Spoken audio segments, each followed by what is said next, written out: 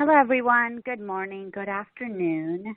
Welcome, and thank you all for joining Infoblox webinar today. My name is Navneet Sood, and I will be your host for today's session. Before we get started, just a couple of housekeeping rules. Today's webinar, it's about 60 minutes, and it will be recorded. A replay of the session will be sent to you all after the live event. Also, you're all welcome to submit questions throughout the session today through the Q&A box that's on the left side of your screen, and we will answer as many questions as we can at the conclusion of the presentation. Now, without further ado, I'll go ahead and pass it along to Philip, who will get the presentation started. Philip, please go ahead. Thank you, Navneet. Good morning, good afternoon, everyone. Welcome to the webinar. My name is Philip Chen. I'm a Senior Product Manager of Security at Infoblox. Together with me is Bing Yu, Dr. Bing Yu, who is Chief Data Scientist at Infoblox. Today, we're going to talk about DGA and how to mitigate that emerging threat. So to quickly go through the agenda, we're going to describe what DGAs are and why they exist, difference between DGAs and the normal domains, detecting DGA with artificial intelligence and machine learning-based technologies, and how to mitigate DGA inline. You can, as Navneet mentioned, you can ask us questions in the Q&A box anytime, and we'll try to address them, some by answering them in the text box, in the Q&A box, or answering them at the end of the content. So, to quickly understand to quickly get to the context of this presentation, I would like to understand how much you know about the following concepts: botnet, command and control, domain generation algorithms, more than one of the above or none of the above. If you could quickly choose one of the answer, I'd appreciate.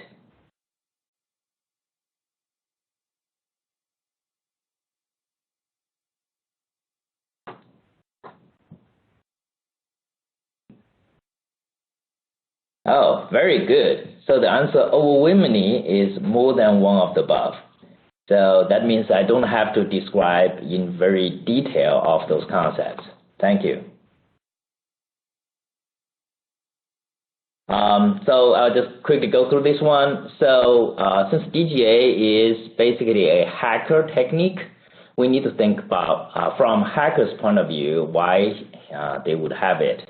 So hacker thinks of the network as a bunch of machines that he can potentially put a malicious software on, and he calls those malicious software bots. And then the bots need to communicate with the server that the hacker controls. So that server usually called command and control, and he needs to set up the communication so that the bots on the infected machines can do the bad things for him. So that's his view. Hackers' challenge is that usually the enterprises have at least have a firewall in between. Sometimes for some enterprises, they have other advanced network defense software like SIEM, web application firewall, stuff like that. But let's take a look at the firewall first, that because there's a firewall, hacker needs to bypass or evade that firewall so that he could have the communication going on. So in order for the hackers to bypass or evade firewall, they need to know how firewall works and the basic defense mechanism of firewall so that he could achieve his goals. So the firewalls would filter information between computers and networks. They usually check IP address, ports, and content. When I say content, they also include protocols. And then the firewall would allow and block IP address or ports or protocol or content based on policies. So again, if I'm a hacker, I look at this, I would think, okay, if I can give the firewall some trouble to check IP address, or the ports or the content, then the firewall probably wouldn't have a very efficient policy, and then I get a chance to have my server communicate with my malicious software inside enterprise network.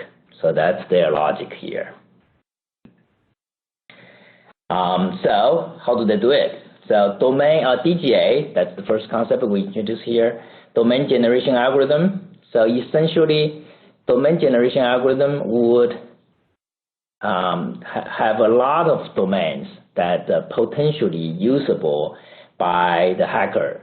However, he does not have to register or use all the domains. He only needs to use a portion of the domains. When I say a portion, sometimes 1 out of 1,000 or even more, 1 out of 5,000, 1 out of 10,000, that's all potential. A relevant technique is called fast flux. So fast flux is you can think of it as an opposite technique of DGA. The hacker would use a domain to get an IP. The IP address would change frequently for the same domain.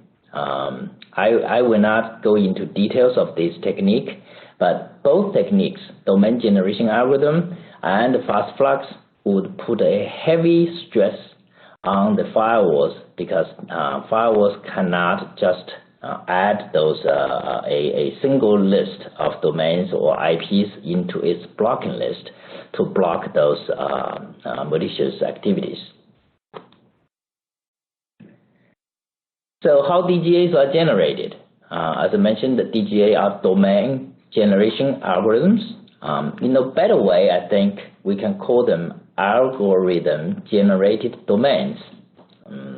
So to describe how hackers generate DGA, I would like to use an analogy. So let's say there are two thieves, Jack and Jill. They work in different sections of a town, and they need to arrange some places to meet. So what they do is they pre-arrange, say, we'll meet on Monday at 1st Avenue and Z Street. Oh, let's say this town has a very simple naming schema for the street names. The main streets are 1, 2, 3, 4, 5, 6, 7, 8 avenues, and the cross streets are A to Z. So on Monday, they're going to meet on 1st Avenue and Z Street. On Wednesday, they're going to meet on 3rd Avenue and X Street. Friday, 5th Avenue and V Street, so on and so forth. And if one party goes to that particular place at a particular time and he found that there's a policeman waiting there, then he's just going to leave without exposing the two-party meet to the policeman. So when he leaves, next time he's going to come back, but to the next rendezvous place. So if we look at that, this kind of schema or plan would give the policeman a lot of challenge, because policemen, first of all, they have to track all those location and time. Secondly, they don't know what's the next rendezvous point, right? So that's essentially the same way DGAs are generated. If we look at that, you can see there's a rule that they generate the time and place. So that rule is called algorithm. If we automate that rule or algorithm in the software, then you could generate domains. And if we, over here, if I just use the example, convert them to base 64 encoding and remove some characters that are not eligible for domain name, for example, the equal sign, then I get the domains on the right side. So the right side is basically a base 64 conversion of the left side. So that gives you a list of DGA domains. So over here, I summarize what I just said. DGAs are rendezvous domains for malware and hacker-controlled servers to communicate. They are generated with previously agreed upon rules called algorithms. They are usually encoded or encrypted. They are often only a small portion of domains are registered or used because if they found something is not, a policeman is there to guard a domain, they don't have to use it. So in domain, in DNS, they don't have to register. And then often have a very short lifespan. So once they use it once, they usually do not use it for the second time. So they could register domain, use it, then expire it. So on the right side, I have a few real DGA domains. You can take a look. Again, it looks very similar to the examples on the previous slide where I just used the base 64 conversion of a random or street name and place, right? So that's real examples. Compare those domains with normal domains. So the normal domains I have here, google.com, whitehouse.gov, amazon.com, baidu.cn, infoblox.com. You can see DGA domains are often longer. They're longer because, first of all, they have to use some sort of algorithm to generate certain things with some contents in it.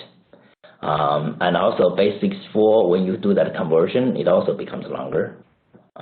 Or any encryption method, it becomes longer. The second bullet here is, when you look at it, they contain random sequence of characters. So random character sequences, I'm sorry. So again, this is because they are encrypted and coded. So they don't follow, let's say, an English dictionary when they compose or generate that domain. Most DGA domains are not resolvable. Again, think about their purpose. Their purpose is to overload the firewall. So if they register all the domains and have them resolvable, which means they have to run a machine with that domain, then they will have their own cost. That the cost could add up for the hackers. So since their purpose is just to bypass or evade the firewall, they don't have to register all the domains, and they don't have to run all the domains on the machine. In this way, for the hackers, it's very cost effective, but for the defense side, it's very stressful, since all the blacklist would have to overload with those domain names. And even for those registered DGA domains, they have a short lifespan, often only a few days. So I have already mentioned that in the previous slide. So when you compare DGAs with normal domains, you get those different characteristics.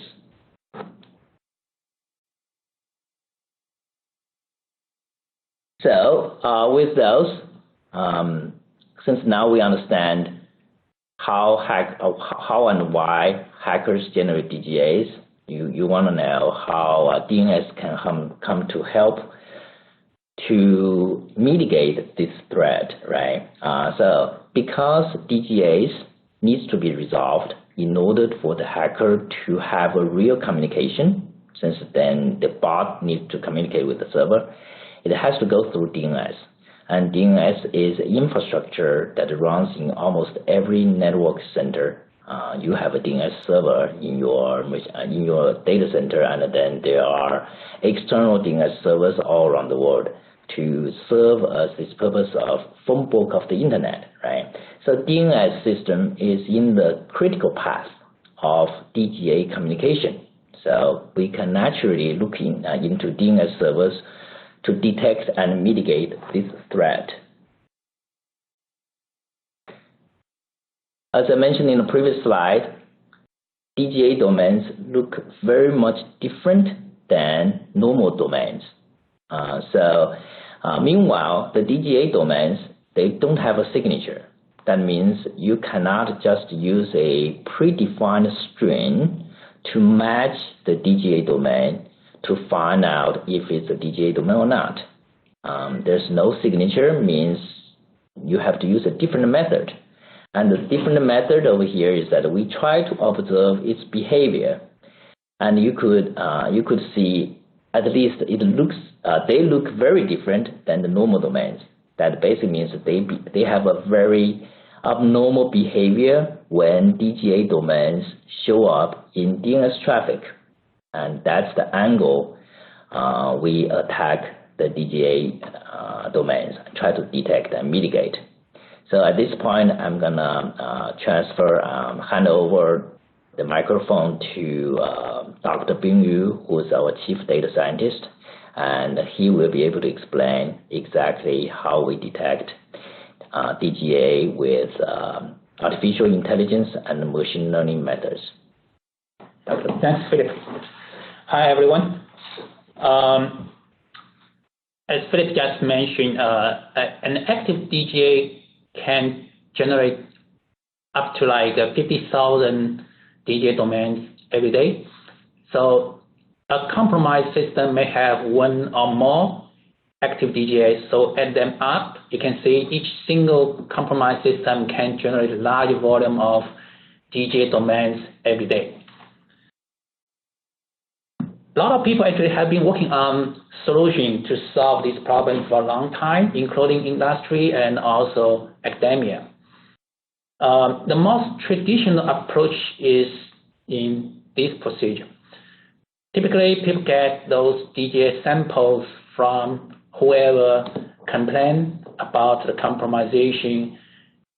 Then they hire a number of security engineers, manually look at those kind of binary samples and do manual reverse engineering to extract the algorithm code. Then they run this algorithm in a secure environment, let this algorithm to generate large number of samples.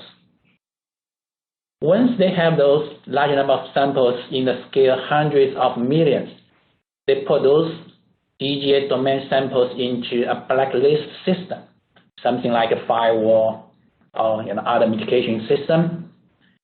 Once you have a real traffic that has DGA domain that also meets something in the blacklist, then they can do mitigation or block that.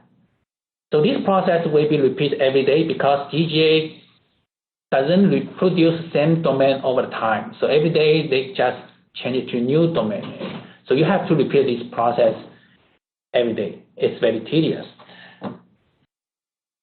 Not just tedious, actually this approach will not have a large coverage. The reason is that the binary samples you have access is very limited.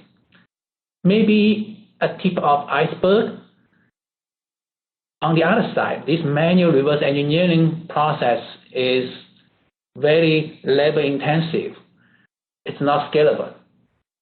So that's why the coverage is very minimum. On the other side, those bad guys are changing DGA algorithm very fast.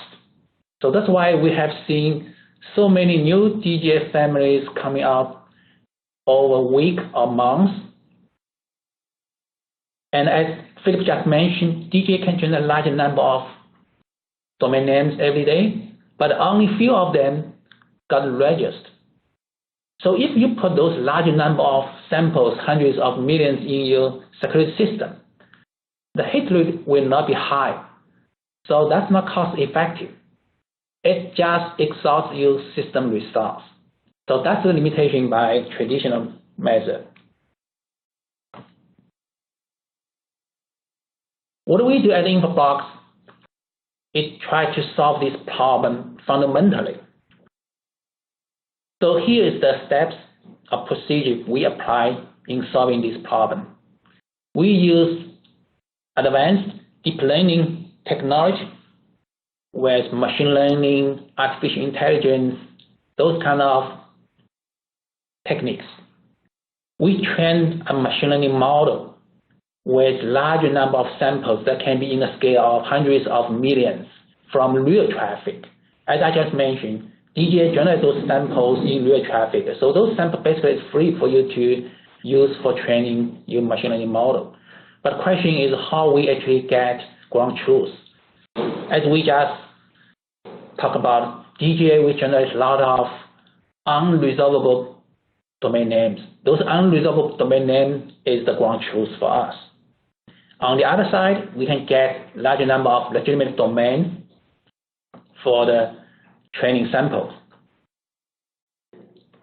With this machine learning model, we can do real-time detection. Once a DNS server receives a query, the model can answer the question if this domain name is malicious or legitimate in real time, without the use of blacklisting those resource or system resource exhaustive mechanics.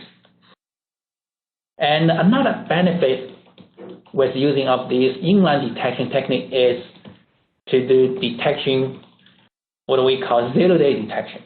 Once you have a new DGA domain comes out, we can detect right away.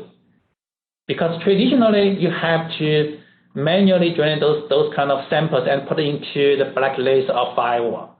You have a delay, right?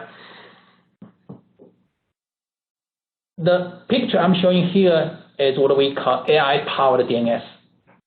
Basically, we have an AI model embedded in traditional DNS server. When DNS gets queried, it does recursion as usual. On the other side, in parallel, it will ask AI model to tell if this query or this domain name is legitimate or malicious. So let me get a little bit deep into this machine learning model. If we look at this picture, you can think about the real world of DGA samples. Some samples they share same pattern, so we can group them together in one cluster. Since we have so many different types of DGA, different DGA families, so you will see a large number of clusters. So I'm using different color to show different clusters in this picture. So machine learning task is to do modeling on each of the cluster. Once the training job is done, the machine learning model will have those boundaries to cover each of the cluster. So that's what we call machine learning or modeling. The deep learning model we are using is something like what I'm showing in this picture. So it has multiple layers. Each layer does different tasks, including speech extraction, domain reduction, and classification. So we have 33 layers in this deep learning model. In total, this model has up to 10 million parameters for training. In addition to the domain name itself, we also extract 11 lexical features to help this model to do faster training. Since we have large number of free samples from real traffic, so for this training task, we are using 134 million real samples that can cover, I don't want to say 100% of the real DGA families. It will be close to 99%, something like that. After we get the machine learning model, we deploy it into our product. Then we can do detection over the time. We collect those results.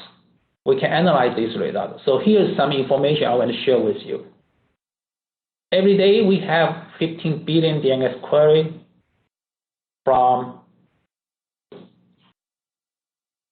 domestic, Europe, and also somewhere else in this world. Okay, it's in large distribution, geographic distribution.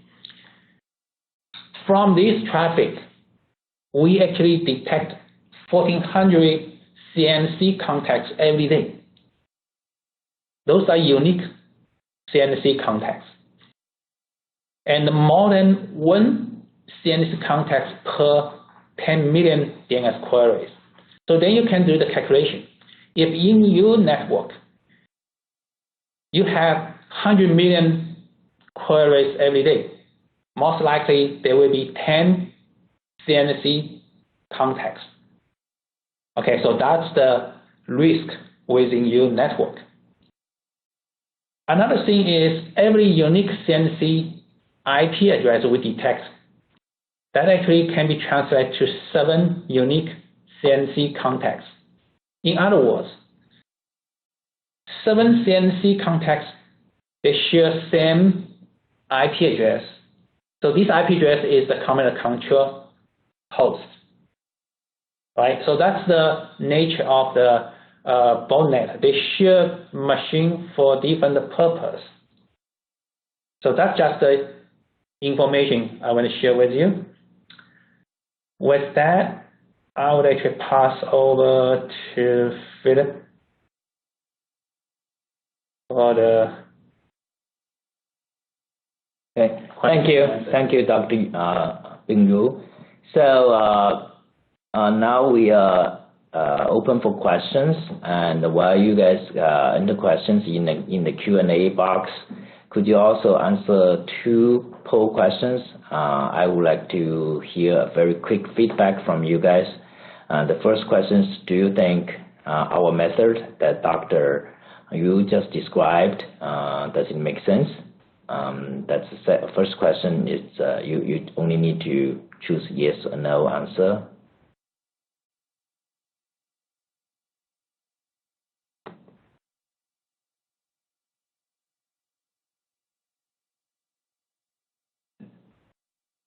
Oh, thank you. I see 100% on yes.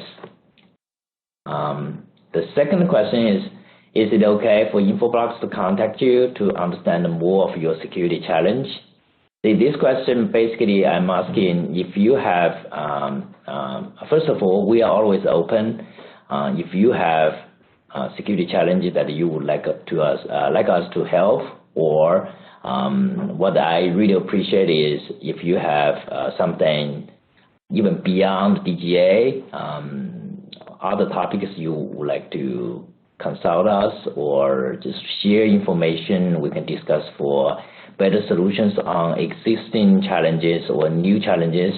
I would very much appreciate the chance to talk to you. So, but I would like to get your permission first. So that's the purpose of this question.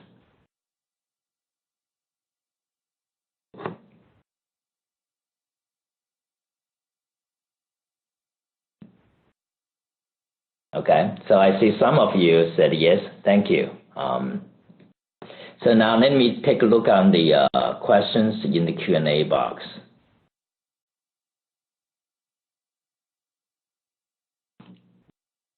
So I see one question about the criteria of the domain. Your criteria for is this legitimate or malicious is based only on the name. How would you whitelist a legitimate domain? Actually, I think this question has been answered by Dr. Yu, but maybe... yeah, I can actually provide more information. So this is a very good question because it actually not just for DGA detection, it's actually everywhere as long as you are doing threat detection. So as we just explained, the DGA domain, its nature, its behavior.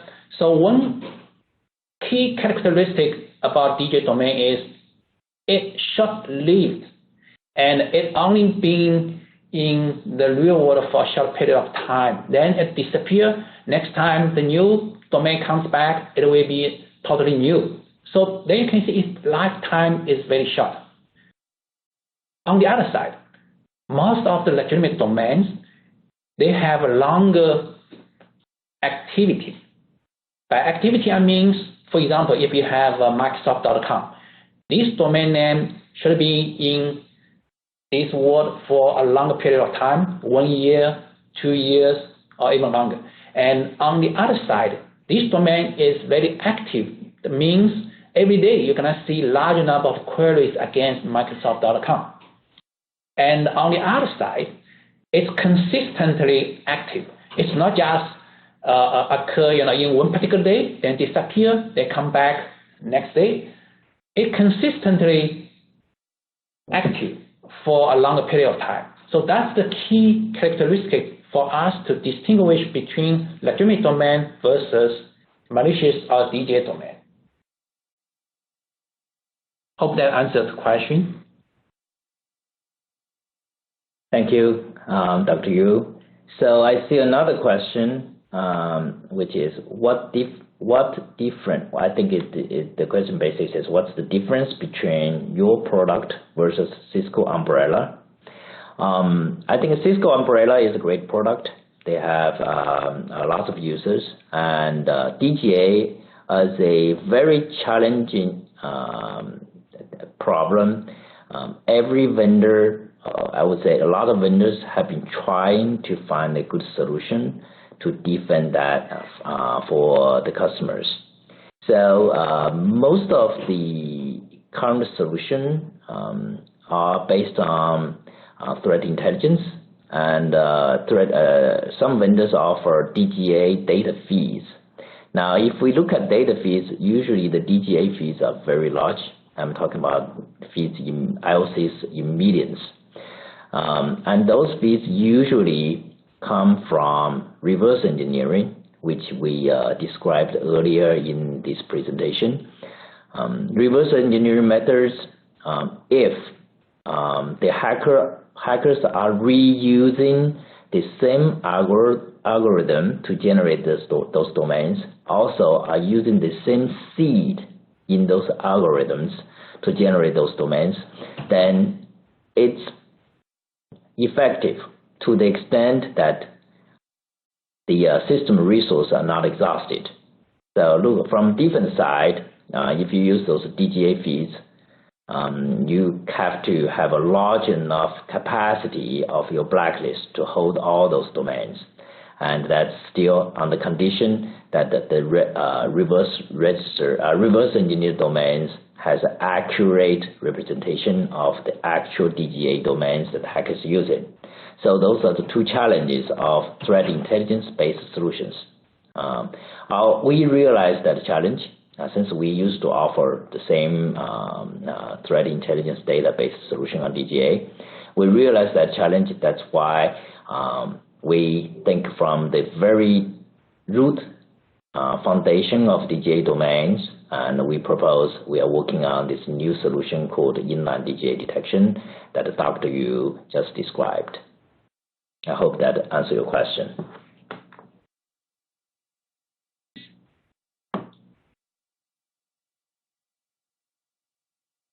So I see another question that says, it would be great to block URLs such as, okay, so there are, okay, thank you. Those are basically two samples of the DGA domains.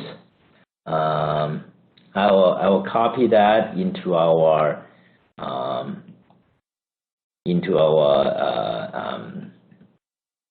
the queue for our research team to take a look. Yeah, actually, this is a very good question. URL or URI detection and blocking. Since URI actually contains a domain name plus something else, so when the system tries to contact this URI, the first thing is to contact the DNS server, get the resolution against this domain name. Then it will contact the server for the remaining of the URI. So what we do here actually is the first detection. That's the DNS domain name part. If we can capture malicious domain name in the first place, a malicious URI will be blocked in the first place, right? But of course, if you have more information from the URI, you can do additional detection, right? Yeah, so I'm looking at those two URIs. The domain portion, which is xnxx.com, is pretty short. However, then the URI following that domain is much longer. Right, so this would be something we need to take a look to see what the best way to detect such a domain, and we also need to determine whether or not they are actually malicious. So sorry, I'm not able to give you a very quick answer on how do we block such URLs. There are research work to be done here. Thank you.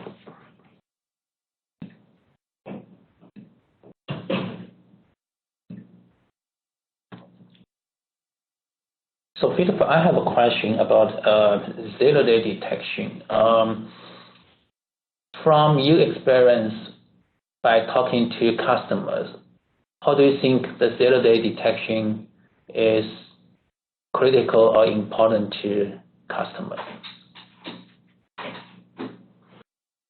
I think that's a $1 million question. Zero-day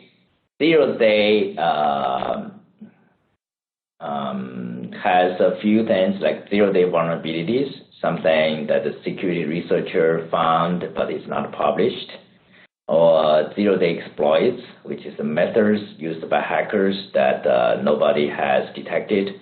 There are multiple methods to counter or defend against those.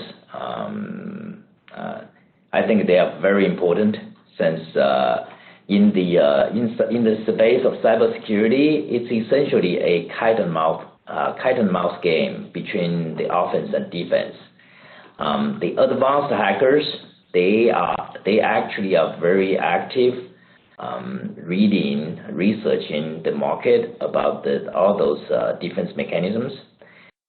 Since for the defense side, whenever a company has a product that can detect or mitigate a threat, in order for the business to have traction, the product team needs to publish certain collaterals so that the customers can read them and eventually buy those products, right? Those collaterals are generally available publicly, so the hackers also can read them.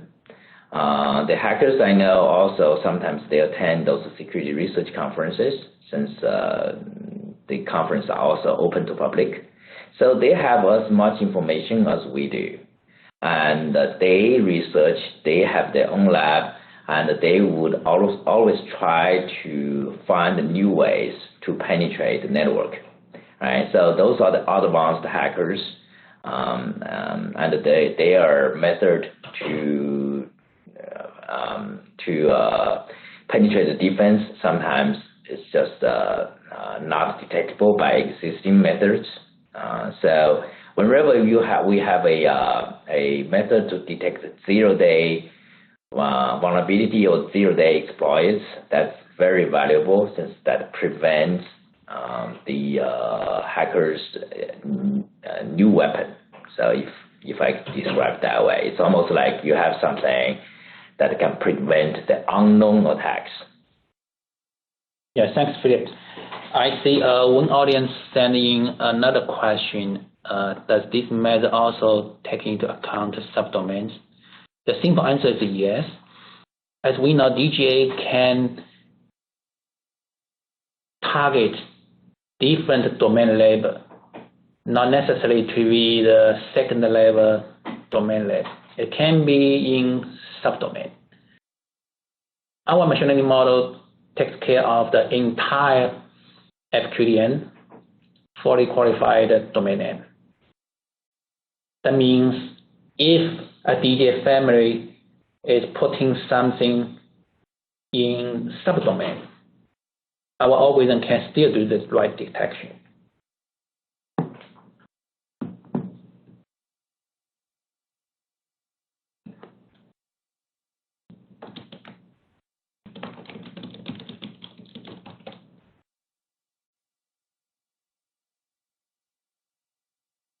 All right, I don't see any more questions coming. Oh, there's one more. Oh, one more.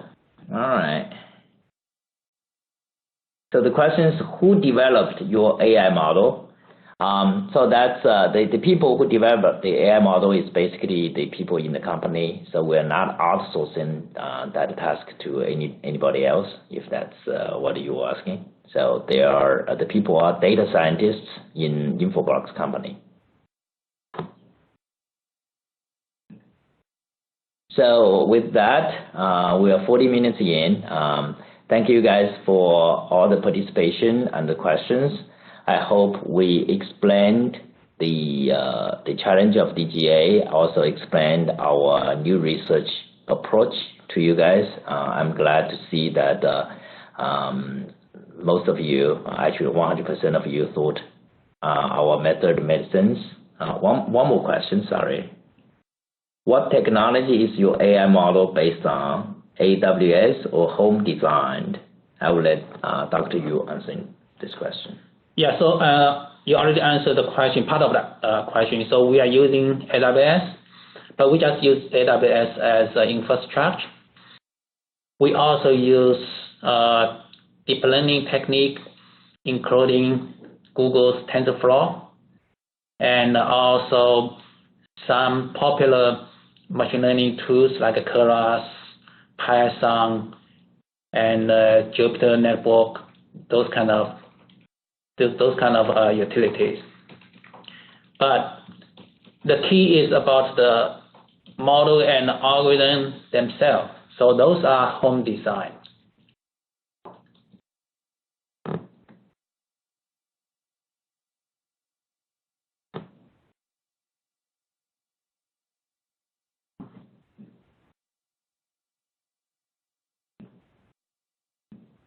Okay. Thank you both, Philip and Ben, for a great presentation. We're at the end of our webinar, and on behalf of Infoblox and our presenters, thank you all for joining us today. Just wanted to remind all you guys that this webinar was recorded, and the replay of the session will be sent to you all in a follow-up email. And we would also like to get your feedback. If you guys can go ahead and complete the survey question that will appear after I end this webinar, we'll really greatly appreciate it. Thank you so much, and you guys all have a great rest of the day. Thanks.